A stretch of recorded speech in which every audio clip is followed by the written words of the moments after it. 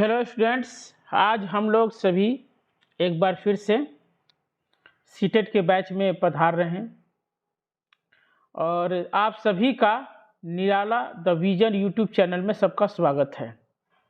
आज हम लोग जो बात करने जा रहे हैं वो है संस्कृत पेडागोजी का। संस्कृत का शिक्षण कैसे कराया जाए, इस पर हम लोग डिस्कस करने जा रहे हैं। और पिछले वीडियो मैंने बताया था, एक वीडियो मैंने बना रखा है संस्कृत पेडागोजी का, और ये संस्कृत पेडागोजी का दूसरा वीडियो है। और पिछले वीडियो में जैसे मैंने समझाया था उसी तरह से ये काम करना है।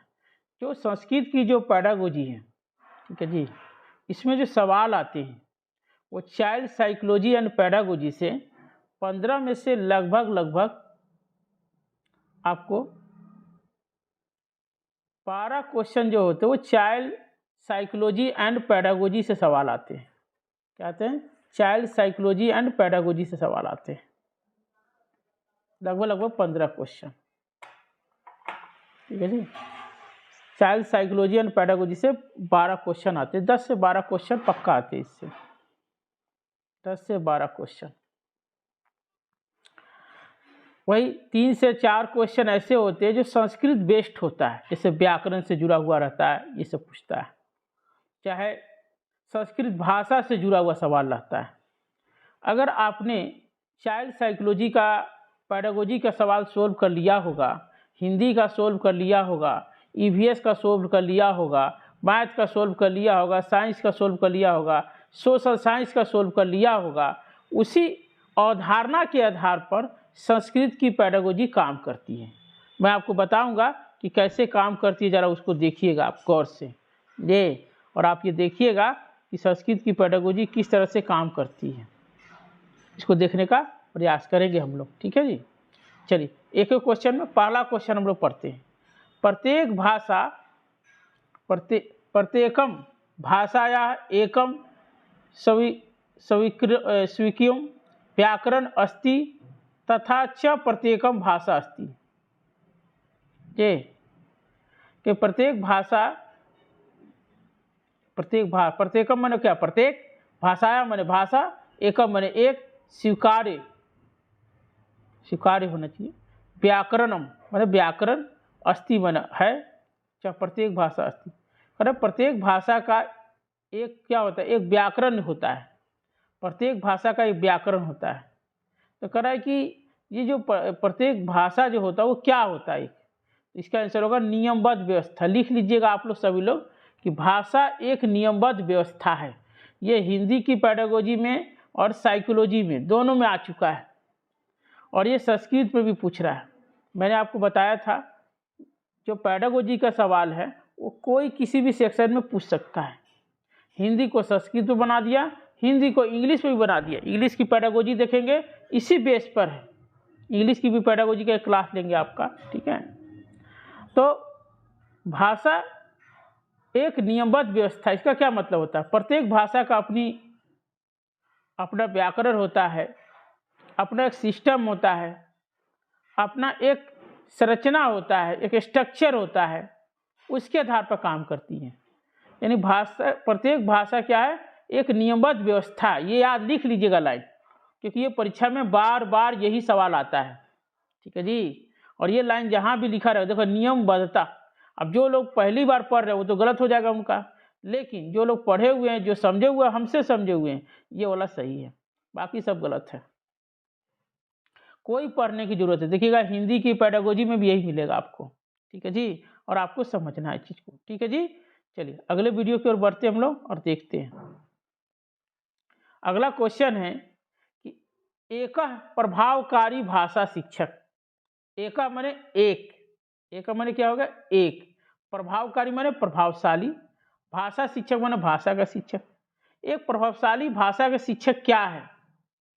अब यहाँ फिर लगे चाइल्ड साइकोलॉजी एंड पीडी लगाइए, चाइल्ड डेवलपमेंट एंड पेडागोजी वाला कंसेप्ट लगा दीजिए। बस ये अंतर यही होता है कि वह हिंदी में लिखा रहता है या संस्कृत में लिखा रहता है। लिखा है विद्यार्थिना कथन समस्या वर्धनम करिष्यति। अब तो विद्यार्थी ना माने विद्यार्थी, कथन समस्या माने कथन का समय, सय को भूल जाइए क्या होता है, गोली मारिए उसको, कुछ नहीं। वर्धन माने बढ़ावा देना, अकरिष्टि माने करता है। कहता है विद्यार्थियों के कथन, कथन माने बोलना, बोलने के समय को बढ़ाना चाहिए। यानी कि कहने का अर्थ यह है एक शिक्षक को कक्षा में क्या करना चाहिए, बालक जो बोलता है उसके बोलने के समय अंतराल को बढ़ाना चाहिए, ज़्यादा से ज़्यादा समय देना चाहिए। और जितना समय देंगे बच्चा उतना ही कॉन्फिडेंटली, स्वाभाविक रूप से नेचुरल होकर बोलेगा। तो इसलिए पहला ऑप्शन तो सही है। दूसरा भी पढ़ लेते हैं। विद्यार्थिना कथन समय न्यूनम करिष्यति, न्यूनम माने कम देना चाहिए, लिख लीजिएगा, संस्कृत में आता है न्यूनम माने कम। सामूहिक कार्यम युगल कार्य च न्यूनम, अब फिर न्यूनम आ गया कम। करे समूह में, समूह कार्य युगल कार्य मतलब जोड़ा बनाकर, ठीक है, काम को कम से कम देना चाहिए, जो कि अधिक से अधिक देना चाहिए था। अध्यापक से कथन समस्या वर्धनम करिष्यति, अध्यापक के कथन के समय को वर्धन माने बढ़ावा देना चाहिए, गलत। अध्यापक को नहीं बोलना, अध्यापक को तो फैसिलिटेटर का काम कर। टीचर कैसा होना चाहिए, फैसिलिटेटर होना चाहिए। टीचर कैसा होना चाहिए, फैसिलिटेटर होना चाहिए। टीचर को कैसा होना चाहिए, काउंसलर होना चाहिए। काउंसलर माने परामर्श देने वाला। टीचर को कैसा होना चाहिए, एडवाइजर होना चाहिए। एडवाइजर होना चाहिए, सलाह देने वाला होना चाहिए। टीचर को कैसा होना चाहिए, मोटिवेटर होना चाहिए। यही सब सवाल आता है, मोटिवेटर। टीचर को कैसा होना चाहिए, आईडी, इंडिविजुअल डिफरेंसेस। आईडी जहां भी लिखा रहेगा सही हो जाएगा। इंडिविजुअल डिफरेंसेस का मतलब यह हुआ ये व्यक्तित्व भिन्नता, मतलब जब एक क्लास में टीचर पढ़ाने जाए तो उसे पता होना चाहिए कि हर बालक की पृष्ठभूमि अलग अलग होती है, हर बालक का पढ़ने का तरीका अलग अलग होता है, ठीक है जी, ये भी होना चाहिए। इसलिए पहला वाला ऑप्शन गलत है। न्यूनम माने गलत, ध्यान रखिए, न्यूनम माने कम दीजिए। तो विद्यार्थी के कथन के समय कम दोगे तो बच्चा नहीं बोलेगा, तो फिर उसके चिंतन का विकास कैसे होगा, तो गलत हो जाएगा। सामूहिक कार्य को बढ़ावा देना चाहिए, करेगा, गलत हो। देखिए याद रखिएगा, जहां भी सामूहिक कार्य होगा सही हो जाएगा, ध्यान रखिएगा सब लोग। क्योंकि समूह में बच्चा जब सीखता है तो बहुत तरह से चिंतन, कमजोर बच्चा भी सीख लेता है, उसमें चिंतन का विकास होता है, सामाजिक कौशल का विकास होता है, सब ऑप्शन में आता है परीक्षा में।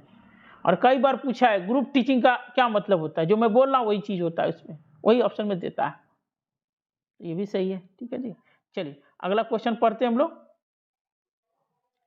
समावेशी कक्षा कक्षे भाषा शिक्षक अध्यापन समय।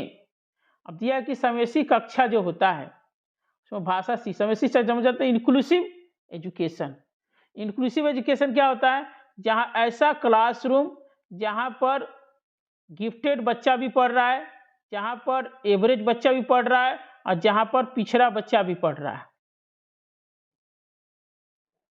गिफ्टेड, एवरेज और आपका ये है बैकवर्ड, मतलब पिछड़े बच्चे, जहां सभी बच्चे एक साथ पढ़ते हैं, सबको समान अवसर दिया जाता है, कोई भेदभाव नहीं किया जाता है।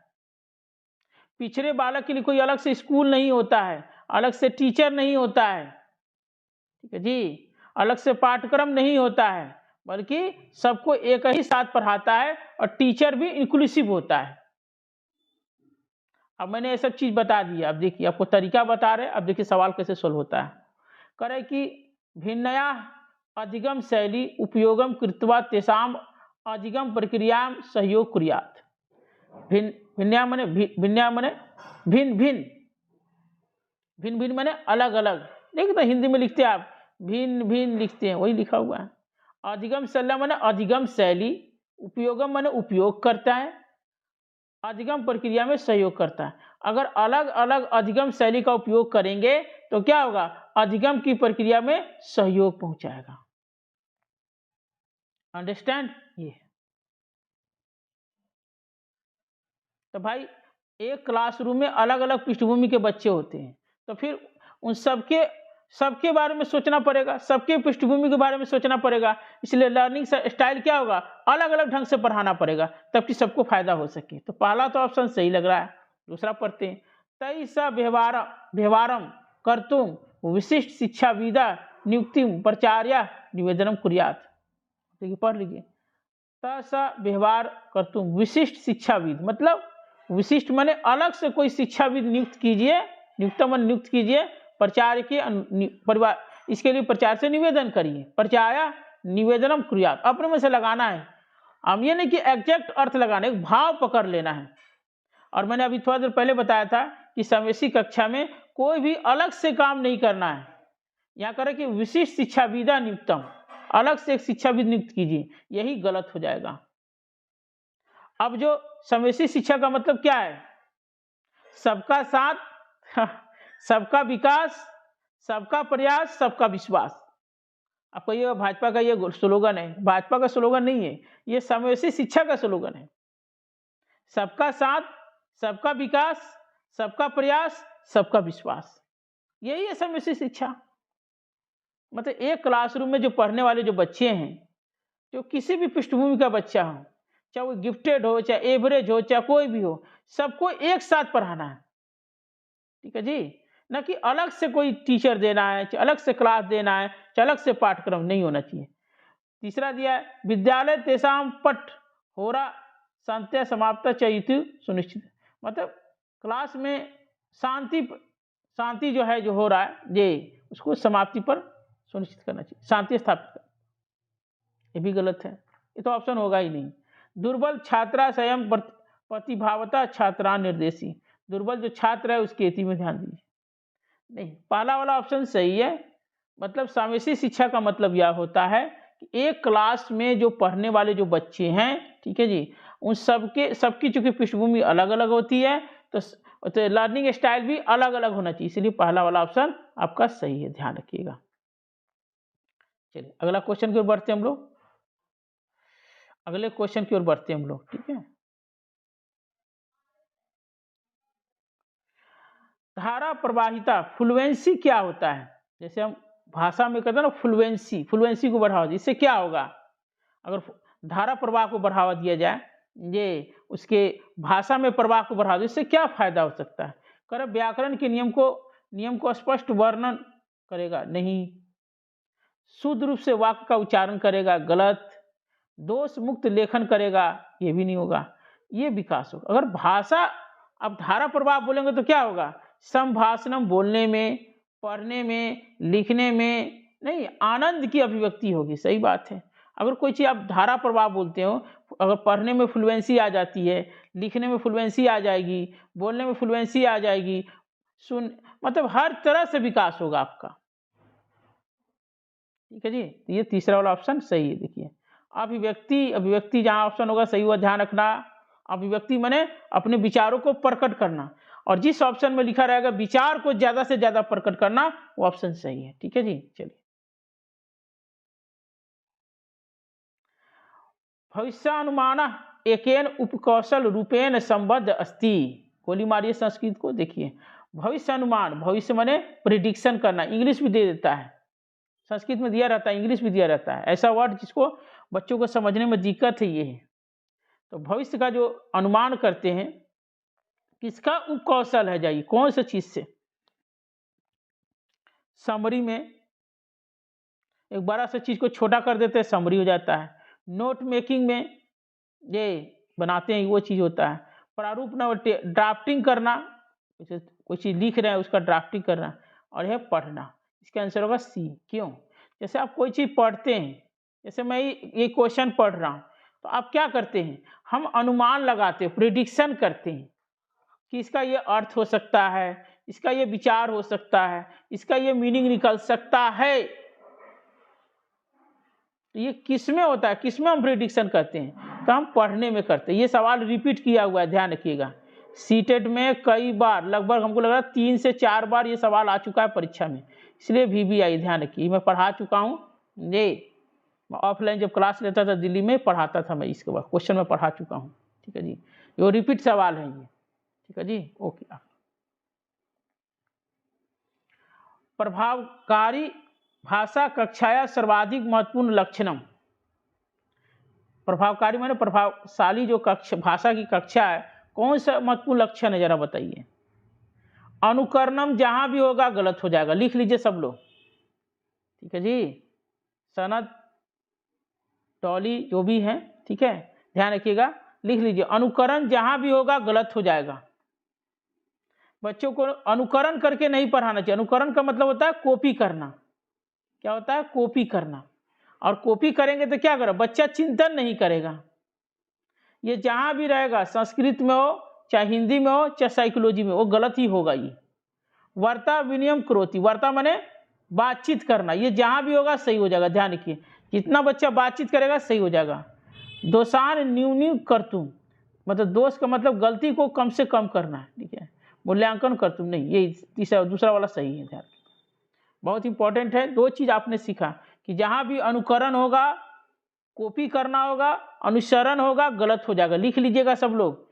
टीचर सेंटर, चाइल्ड सेंटर मैंने बनवाया था आपको पिछले वीडियो में, देखिएगा। एक में लिखिए टीचर सेंटर, एक में लिखिए चाइल्ड सेंटर, और इस तरह से घेर दीजिए।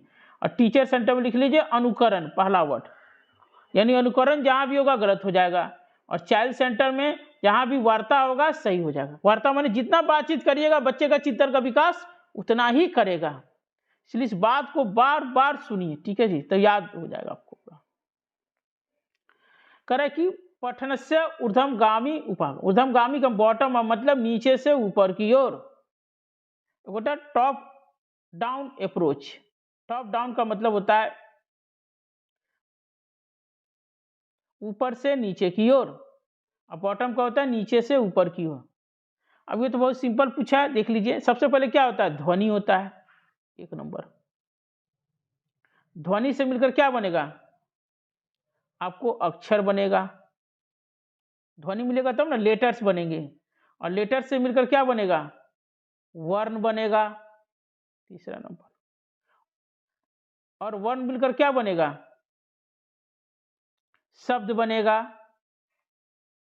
और शब्द के बाद लास्ट में जाकर सेंटेंस बनेगा। लास्ट में देखिए, अब देखिए इसको भी बनाने का एक तरीका है। अगर आपको ऐसे समझ में नहीं आता है कि वो गड़बड़ हो रहा है, ये है कि प्रारंभ से अंत की ओर जाते वो बॉटम है, नीचे से ऊपर की बॉटम। अब ये जो दिया है वो वाक्य सबसे लास्ट में आएगा, वाक्य तो सबसे बाद, ठीक है जी। अब देखिए ई वाला ऑप्शन कहाँ दिया है?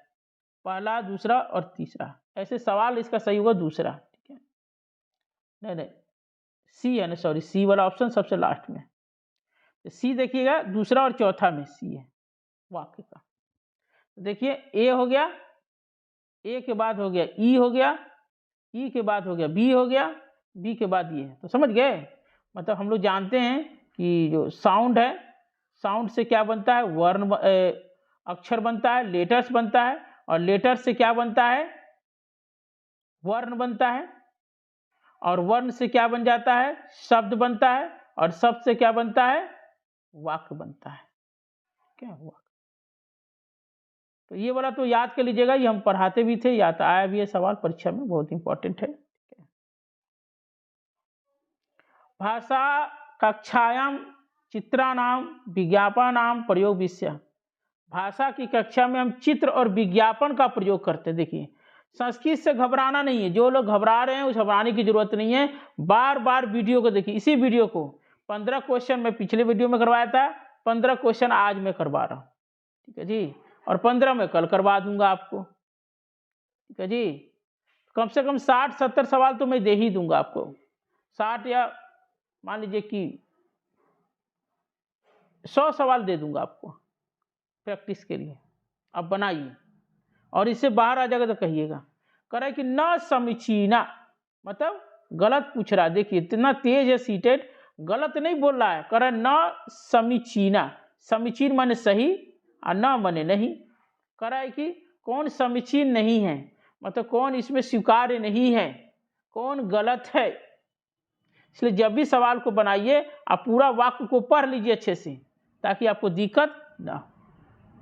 देखिए अगर आप क्लास में चित्र का प्रयोग करते हैं, विज्ञापन बच्चों को दिखाते हैं, उसका प्रयोग करके बच्चों को पढ़ा रहे हैं, उससे क्या विकास होगा? करेंगे एतेन बाले स्वीकारम अभिव्यक्ति तन चित्राणम आधारण लिखितु येषु। सही बात है। अगर बच्चों को पढ़ाएंगे तो क्या होगा? अभिव्यक्ति का विकास होगा, ये लिखेगा, चित्र के आधार पर लिखेगा, लिखने का अवसर बढ़ावा देगा। ये सही है। एतेन बालक कल्पना काल्पनिक जगाति तथा च कक्षायाम तेषा सर्जनस्य कृतम स्थान। अब भाई चित्र दिखाइएगा तो बच्चों में क्या होगा, कल्पना जगत का विकास होगा, सृजनात्मक शक्ति का विकास होगा। देखिए कितना अच्छा अच्छा वर्ड दिया है, कल्पना काल्पनिक शक्ति का विकास। ठीक है, सही है। तीसरा, एतेन चित्राणाम अवलोकनार्थ बाल्यभ्य अवसर भवति। चित्र के अवलोकन करने का अवसर मिलेगा और बच्चों में विकास होगा। अवलोकन करना, ये सब वर्ड जो है ना बहुत इंपॉर्टेंट है। अवलोकन करना, कल्पना करना, ठीक है, सृजन करना, ये सब बहुत इंपॉर्टेंट वर्ड है। देखिए लिख लीजिएगा, ये सब चाइल्ड सेंटर में लिखिए। सृजनात्मक माने क्रिएटिव आइडियाज, कल्पना माने कल्पना करना, अभिव्यक्ति जो वर्ड है इंपॉर्टेंट है। ठीक है जी, अवलोकन भी इंपॉर्टेंट है। तो अब है कि कौन सा विकास नहीं होगा, तीसरा विकास नहीं होगा। करें कि श्रवण कौशल का विकास। श्रवण कौशल का विकास कैसे, सुनने का विकास कैसे होगा। हम बच्चों को चित्र दिखाएंगे तो उसमें क्या होगा, कल्पनाशीलता का विकास हो सकता है, सृजनात्मक शक्ति का विकास हो सकता है, अवलोकन शक्ति का विकास हो सकता है, व्यक्ति कौशल का विकास हो सकता है। लेकिन ये श्रवण कौशल का विकास कैसे हो सकता है, तो सुनने से ना होगा। चलिए, यही आपका तीसरा गलत है, आपका आंसर है। ठीक है,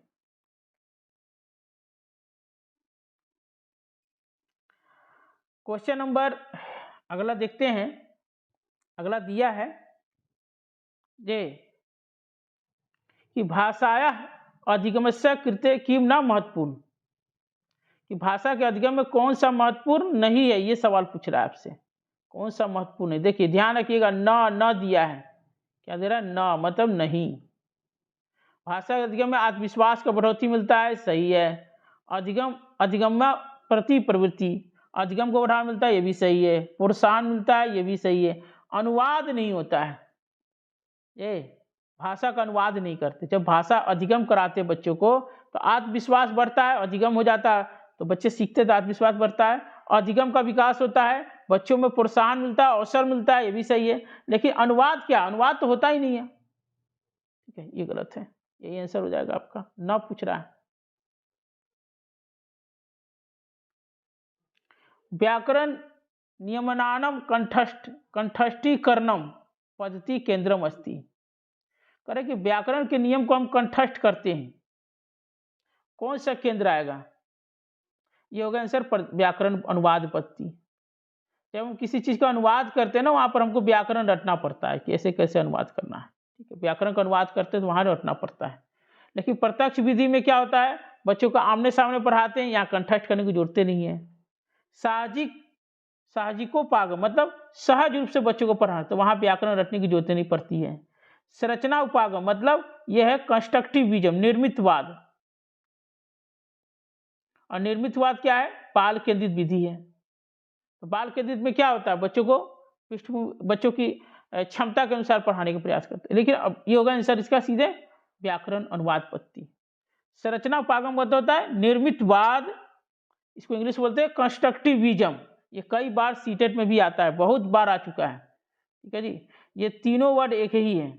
जहाँ प्रत्यक्षगत पद्धति होगा वही सहज उपागम होगा, वही संरचना उपागम है। लेकिन व्याकरण उपागम इससे जुड़ा हो। ठीक है,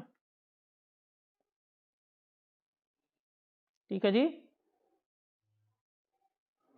क्वेश्चन नंबर 12 है। ठीक है, बालस्य भाषा अधिगणे अधीनेषु कस्य भूमिका सर्वाधिक होती है। भाषा बालक के अधिगम के समय में कौन सी भूमिका सबसे अधिक है, परिवार की भूमिका सबसे परिवार के बाद है ना विद्यालय होगा, चाहे प्रसार माध्यम होगा या शिक्षक होगा। परिवार ही बच्चे का प्रथम पाठशाला होता है। बच्चा जो कुछ भी सीखता है अपने माता पिता से सीखता है, अपने दादा दादी सीखता है, अपने माता पिता से सीखता है, अपने भाइयों से सीखता है, अपने बहनों से सीखता है। तो परिवार क्या करता है, शिक्षा का महत्वपूर्ण माध्यम, आधार है। ठीक है, अगला क्वेश्चन, अधिलिखेशु की बालानम भाषाया अधिगम महत्वपूर्ण। बालक के भाषा अधिगम में कौन सा महत्वपूर्ण है। ठीक है, ये करा, कौन सा चीज महत्वपूर्ण है, करे गृह परिवेश, घर के परिसर में जो ज्येष्ठ है, ज्येष्ठ माने बड़ा है, उससे वार्तालाप करेंगे, वार्तालाप को सुनेंगे। गलत। शुद्ध उच्चारण, ये जहां भी रहेगा गलत हो जाएगा। शुद्ध उच्चारण ध्यान रखना, ये चीज का गलत होगा। आप लोग ब्रह्मास्त्र जान लीजिए, जहाँ भी शुद्ध उच्चारण होगा, पैडागोजी में, ग्रामर में मत मार दीजिएगा, पैडागोजी में करे शुद्ध उच्चारण से बच्चों को पढ़ाना चाहिए, तो गलत है। ग्रीष्य वातावरण यत्र बालक भाषा बलाया अनुमति ये थे, ठीक है। करे बालक के भाषा, घर के वातावरण में अधिक भाषा के बालक की अनुमति न दिया, न माने नहीं, है ना, न दिया है, न माने नहीं, जबकि देना चाहिए। तीसरा आंसर इसका हो जाएगा अन्य बालय स क्रीडा, मतलब अन्य माने अन्य बालकों के साथ क्रीडा माने खेलना चाहिए। यानी बच्चा जितना अन्य बालकों के साथ खेलेगा उतना चिंतन का विकास होगा, उतना भाषा का विकास होगा, उतना सामाजिक कौशल का विकास होगा, ठीक है। ये तीसरा वाला ऑप्शन सही है।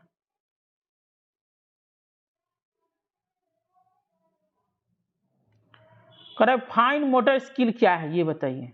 फाइन मोटर स्किल का मतलब वही है, लिखने से संबंधित होता है, ये दूसरा सही है इसका। और मोटर स्किल का विकास किया जाए, मतलब इंद्रिय जनक जो इंद्रियों का विकास किया जाए, तो इसमें किसका विकास होता है, क्या होगा, राइटिंग का विकास होगा। फाइन मोटर होता है साइको मोटर स्किल, ठीक है। इसका मतलब यह हुआ कि बच्चे जो लिखेंगे तो उससे क्या होगा, हाथ का विकास तो होगा ही, शारीरिक गतिविधि का विकास होगा ही, साथ साथ मानसिक चिंतन का भी विकास होता है। बच्चा सोचेगा, लिखेगा, लिखेगा, सोचेगा, राइटिंग स्किल, बाकी नहीं है सही। विद्यार्थी नाम भाषा अधिगम, विद्यार्थी जो भाषा अधिगम करता है, ये सब पीछे सवाल पूछा हुआ 2022 का, जो करंट में पेपर आया था 2021 का, सॉरी, जो करंट में पेपर आया था 21 और 22 का पेपर है, उसी को डिस्कशन करा रहे हैं। और मैं इसी तरह का पढ़ाता रहा हूँ बच्चों को, और सवाल वही आते हैं जो पहले हम करते रहे। करेक्ट किससे होगा, कई भाषा की संरचना का विश्लेषण करने से। देखिए कि भाषा अधिगम किससे आएगा, तो करे भाषा की संरचना का, यानी भाषा उसकी संरचना जान लीजिए, संरचना का विश्लेषण करिए। बताइए, हम बच्चों को अधिगम कराने जा रहे हैं, भाषा की संरचना सिखाने जा रहे हैं, और ये संरचना जो सीखता है वो बड़े बच्चे सीखते हैं ना, तो हायर क्लास के बच्चे वो सीखते हैं। लेकिन आप टीचर किसके बनने जा रहे हैं, 1 से 5 के और 6 से 8 के टीचर बनने जा रहे हैं, तो आप कैसे कर पाएंगे, ठीक है जी। तस्य भाषाया साहित्यम अध्ययन, करे भाषा के साहित्य का अध्ययन कराएंगे। तो साहित्य का अध्ययन कौन करता है, छोटे बच्चे करते हैं, नहीं। आप किसके टीचर बनने जा रहे हैं, 1 से 5 के टीचर बनने जा रहे हैं, और 6 से 8 का। क्या 1 से 5 और 6 के 8 के टीचर, क्या वो साहित्य का अध्ययन करता है, साहित्य का गहन अध्ययन करता है, नहीं। तस्य भाषाया प्रयुक्तानाम संस्कृत विषय ज्ञात, करे कि भाषा का प्रयोग कर संस्कृत विषय को जानेंगे, नहीं, ये बड़े बच्चे करते हैं। सामाजिक विनिमय वातावरण भाषा व्यवहार, देखिए सामाजिक मतलब सहज रूप से, विनिमय माने आदान प्रदान, यानी सहज रूप से क्या करें, वातावरण के साथ क्या करेंगे, विनिमय करेंगे, मतलब आदान प्रदान करेंगे। देखिए वर्ड पकड़िएगा, सामाजिक विनिमय वातावरण मतलब सहज होकर वातावरण के साथ विनिमय करके भाषा व्यवहार करना चाहिए, सही है चौथा वाला, ठीक है जी। इसी तरह से संस्कृत का वीडियो हम बनाएंगे, आप कोशिश ये करिए, जो संस्कृत का वीडियो मैंने बनाया था, पिछला वीडियो और ये वीडियो, उसको बार बार पढ़िए, ठीक है जी। और पढ़िए और एक एक क्वेश्चन पर ध्यान दीजिए, क्वेश्चन पर ध्यान दीजिए और उसके ऑप्शन पर ध्यान दीजिए। अगर आपने क्वेश्चन और ऑप्शन दोनों से अच्छे से ध्यान दिया ये, तो आप आराम से 15 में 15 नंबर आपको आ जाएगा, पक्का। हर साल आता है बच्चों का हमारे यहाँ, ऑफलाइन बैच में हम पढ़ाते थे जब, तो काफ़ी बच्चों का आ जाता था, इसमें 20, 22, 23, 25 सबको आता था लगभग, आपको भी आ जाएगा। आप कितना क्वेश्चन बनाएंगे बताइए, मैं अगर 100 सवाल तो मैं दे ही दूंगा आपको, 100 सवाल आपको मैं दिया आपको मैंने। लेकिन अगर आपने चिंतन नहीं किया, आपने समझ के बनाया नहीं, तो 100 भी बेकार हो जाएगा आपके लिए, 100 भी छोटा पड़ जाएगा आपके लिए। तो आप क्वेश्चन को रटिए नहीं, आपको समझिए, जितना मैं समझा रहा हूँ इतना अगर कोई समझा दे तो सारे बच्चे सीटेड पास। समझने की चीज़ है, सीटेड समझने की चीज़ है, और ज़्यादा से ज़्यादा नंबर लाइए, ठीक है। फिर आप जितने भी स्टूडेंट्स हैं, सबसे रिक्वेस्ट है कि आप लोग क्या करिए, इस वीडियो को ज़्यादा से ज़्यादा अपने साथियों तक, अपने कॉलेजों में, अपनी यूनिवर्सिटी में, जो बच्चे जो आपके साथी बार बार फेल हो रहे हैं उसको भी दिखाइए। निश्चित रूप से पास हो जाएगा। कोई भी आपको सहायता अगर आपको पास होने से मतलब है। ठीक है जी, चलिए, थैंक यू।